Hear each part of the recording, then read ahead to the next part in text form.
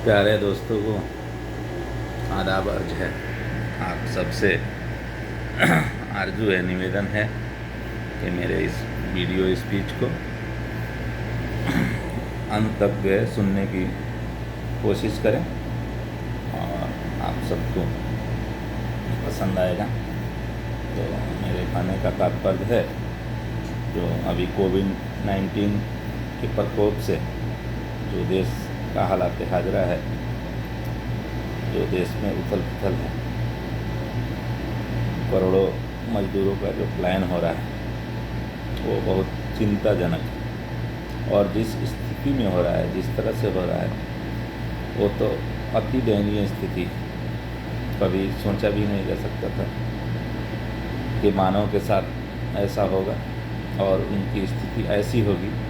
और जो एक वेलफेयरिक सरकार है, मानव कल्याण की सरकार है, जो कि भारतवर्ष में जब प्रजातंत्र का गठन हुआ तो उसका मेन उद्देश्य था कि मनुष्यों का जो है कल्याण किया जाएगा। भारत सरकार की जो भी संस्थाएं होगी, चाहे वो ट्रांसपोर्टेशन की संस्था हो, चाहे वॉटेवर जो भी संस्था हो, इवन एक उद्योग धंधा की संस्था हो, एक इस्पात निगम का गठन किया गया है, जगह जगह कोल निगम का गठन किया गया, मगर वो सबका उद्देश्य यही था कि उससे जो है प्रॉफिट नहीं कमाना है।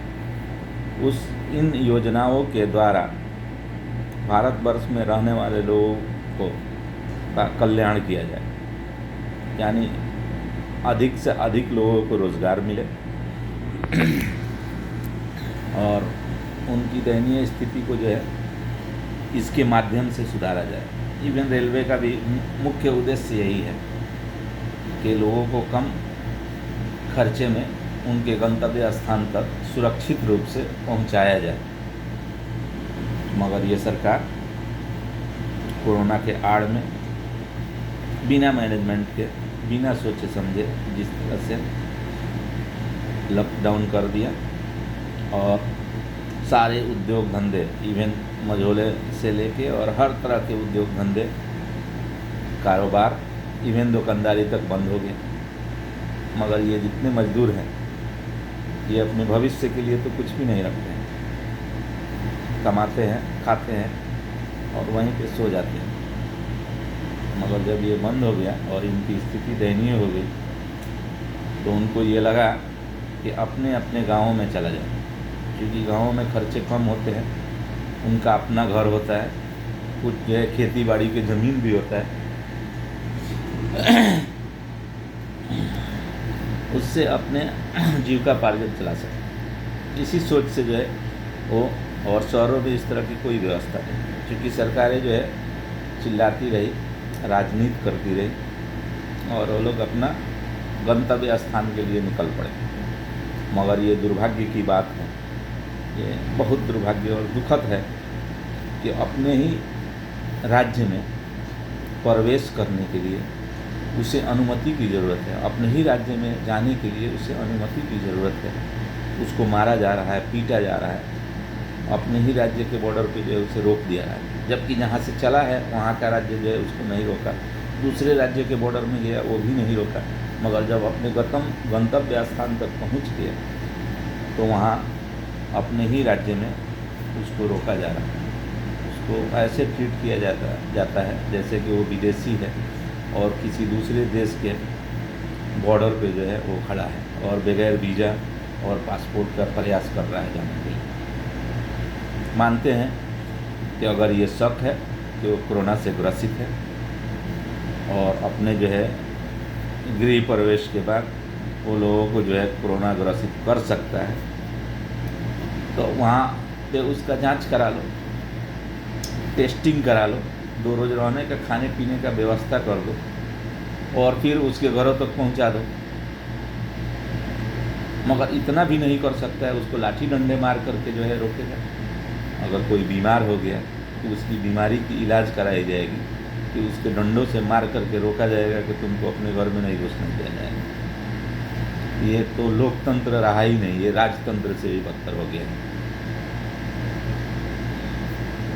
ये हम लोग यहाँ राजतांत्रिक व्यवस्था में जो है दूसरे देश से, अपने देश से आके यहाँ दूसरे देश में जॉब कर रहे हैं, मगर इस तरह की व्यवस्था कहीं नहीं है। ये कौन सी घिनौनी राजनीति है, चाहे जिस पार्टी की है, मगर जो सक्षम व्यक्ति है वो इसी तरह की घिनौनी राजनीति करने वाली पार्टियों का समर्थन कर रहा है। फेसबुक से लेकर हर जगह जो है उसके फेवर में लिख रहा है, पक्ष में लिख रहा है, मगर एक रोज़ उसके साथ भी यही होगा। जब शेर को खून चसने का आदत लग जाता है तो किसी का भी खून चसता है। ये नहीं देखता है कि ये कमज़ोर है और ये ताकतवर है। इसलिए अभी मौका है, समझ जाओ और इन मजदूरों का साथ दो, और इस तरह की घिनौनी सरकार पे जिसमें तुम लोग सम्मिलित हो उस पर दबाव डालो कि इस तरह का नीच स्तर का काम नहीं करे। वो मजदूर भी हमारे नागरिक हैं और हो सकता है किसी मजबूरी में अपने राज्यों को छोड़ के दूसरे राज्यों में कमाने गए हैं। बाकी लोग भी जाते हैं, जो पढ़े लिखा वर्ग है वो भी जाता है, दूसरे देशों में जाता है, मगर ऐसा नहीं कि उसके साथ इस तरह का व्यवहार किया जाए। ये अति दयनीय है। बस यही आप सबसे गुजारिश है, और शायद ये मेरा वक्तव्य आप सबको अच्छा लगे। इसका जो है आप लोग विवेचन करें कि जो मैं कह रहा हूँ किसी पक्षपात या किसी राजनीति के तहत नहीं कह रहा हूँ। एक मानव होने के नाते ये मेरे अंदर जागृत हो रहा है कि ऐसी बातें कहा जाना चाहिए, और हर वर्ग के लोगों के तरफ से ये बातें आने चाहिए जो करोड़ों करोड़ मजदूर हैं और अपने ही जो है गृह में प्रवेश नहीं किया जा रहा है, उसको डंडों से मारा जा रहा है। उसको खाने देने की बजाय, अगर बीमार है, कोरोना से ग्रसित है, तो उसको इलाज, उसका टेस्टिंग ये सब कराने के बजाय उसको जो है पीटा जा रहा है, उसको अपने घरों में घुसने नहीं दिया जा रहा है। ये कहाँ का कानून और लोकतंत्र है?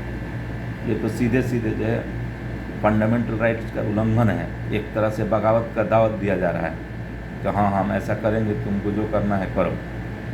ऐसा तो भारतवर्ष में राजतंत्र था तब भी नहीं हुआ होगा। अपने प्रजा से जो है राजा प्यार करता था, इस तरह का दुर्व्यवहार नहीं करता था कि तुम किसी बीमारी से ग्रसित हो गया या नहीं भी हुआ या हुआ नहीं, लाखों करोड़ों लोग कैसे ग्रसित हो जाएगा। तो उसका जांच पड़ताल नहीं कर रहा है, उसको मार रहा है, अपनी पुलिस के द्वारा पिटवा रहा है, बॉर्डर को सील कर रहा है। ये क्या घिनौना काम चल रहा है। ये भारतवर्ष के 130 करोड़ लोगों के जो है फंडामेंटल राइट का उल्लंघन कर रहा है। एक रोज सबके साथ यही करेगा। ये राजतंत्र नहीं है, लोकतंत्र है। आप लोग इस पर सोचिए, गौर कीजिए।